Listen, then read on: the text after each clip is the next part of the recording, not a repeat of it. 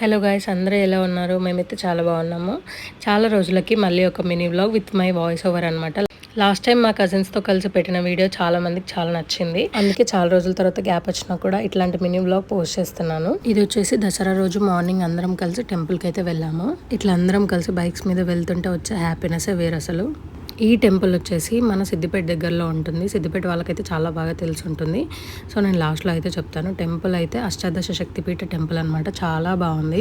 ఈ గుడి కట్టి చాలా రోజులు అవుతుంది. బట్ లాస్ట్ 2-3 టైమ్స్ అనుకున్నాం అందరం కలిసి వెళ్ళాలని. సో పాసిబుల్ అవ్వలేదు.